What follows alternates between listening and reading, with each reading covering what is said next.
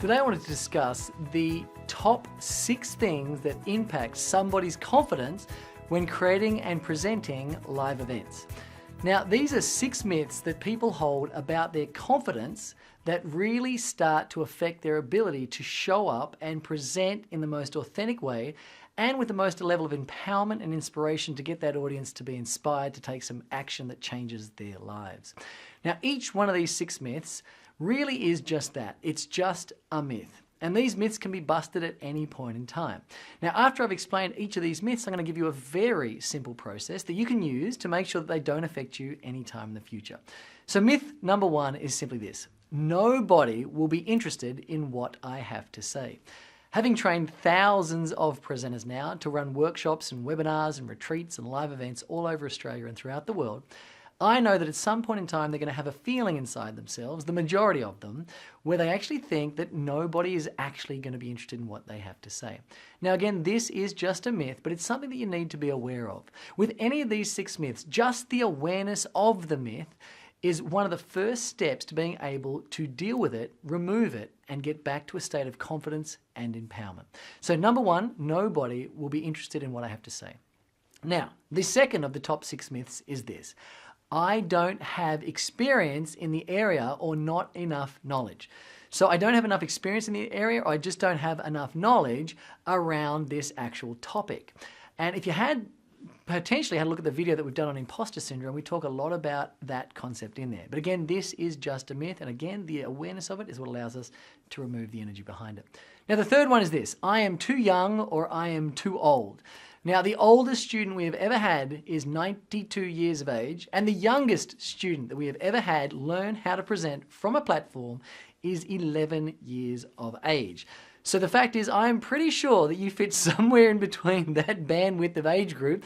So I can tell you right now, you are neither too young nor too old to get out there and start to present confidently. Now, the next one is: what will people think about how I look? You know, it's a common thing that people start to get a little bit self-conscious, because when you're on a platform, people are staring at you. They are looking at your face, at your clothing, at your gestures, your postures, your facial expressions. They're observing you. In fact, they're fixated on you. And it's a natural thing for us to start to sort of be curious about what are people actually thinking about how I look.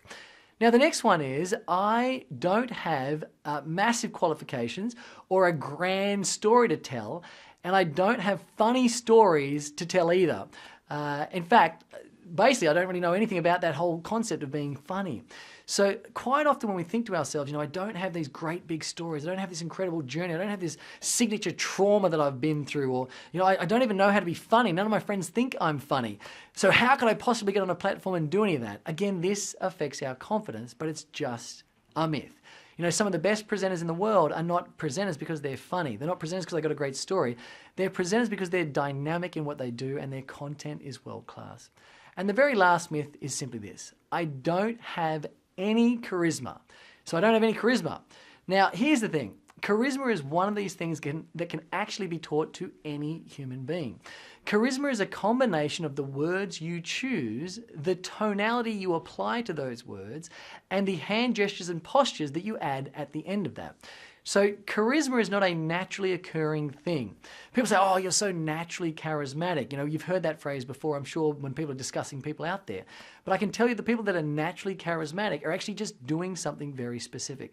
They're either consciously or unconsciously following a system that shows up and is expressed as charisma. So here's the thing: we can actually learn charisma at any point in time, but again, it is just a myth. Now, how do we actually overcome each of these myths? What are we meant to do about it? Well, here's the funny thing about the myths. The myths are triggered by a region of your brain down the back and the base of your brainstem. So when that part of your brain feels threatened in any way, shape, or form, it kicks up a whole bunch of belief systems that we experience as myths that have an impact on our confidence in an attempt to make sure that we do not go on stage.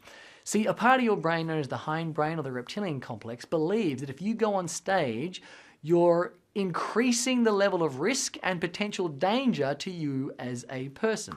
You see, there's a small part of your brain that thinks, if my talk goes really, really bad, what if all the people in this room turn on me? And God forbid, what if they attack me, right? So there's a small part of your brain that believes that. Now, we know that this doesn't happen in 2018, but there is a small part of your brain that thinks that. So it does everything in its power to make sure that you do not expose yourself to that level of risk. And it does it by kicking up these myths in a hope that you believe these myths, like you are too old, or you are too young, or you don't know enough, or you don't have the qualifications. And it hopes that when it kicks this myth up, you say, that's it, I'm never going to present. And it says, yes, I got the result that I was looking for. But here's the thing. These myths are most activated when you actually put someone in the room in a more important position than yourself. Now, I want you to just think about that for a second. The number one reason that all these myths and confidence issues get kicked up into your mind is because you're placing someone or a group of people in that room in a higher position or a more important position than you. See, what I know is this. If I asked you to go and present to a room full of 5-year-olds, you'd probably show up confidently and just talk about what you're doing. But if I said, all right, I want you to go and present to the board of directors for Google, all of a sudden your confidence issues come up, the myths start kicking in. And the reason being is because the difference between the group of 5-year-olds and the group of directors at Google was you had positioned them differently inside your mind. So one of the things I recommend every human being does before they ever get on a stage and start to present their message is write down a list of 200 reasons why you love yourself. And included in that list, write down reasons why you are just as valuable as any other human being on planet Earth. The fact is, every human being on this planet has the same amount of intrinsic value. We are equally valuable to every other human. And so when you point this out right before you go on stage, you significantly remove the risk of activating these myths into your mind to start to play havoc on your confidence. So again, what you want to do is write a list of up to 200 things you love about yourself, and also include in that list, write down reasons that you are just as valuable as anybody that could ever enter the room and become an audience member. That includes previous teachers, parents, siblings, co-workers, anybody at all that you have ever in your life put above you. You want to get yourself into a reposition where you are equal to everyone on the planet. And once you do that, you'll find these myths become a thing of the past, your confidence increases, and with all of that, your presentations have more power, more cut through, and inspire the audience to take that action that allows them to transform their lives for the better. Now, I hope you've enjoyed this video, and here's the thing, keep an eye out because there are plenty more coming your way. And please, if you like this video, comment down below, and also share it with your friends if you think they might get some value out of it. Until we meet again, share your light, live your love, and do whatever it takes to be your own best friend. Bye for now.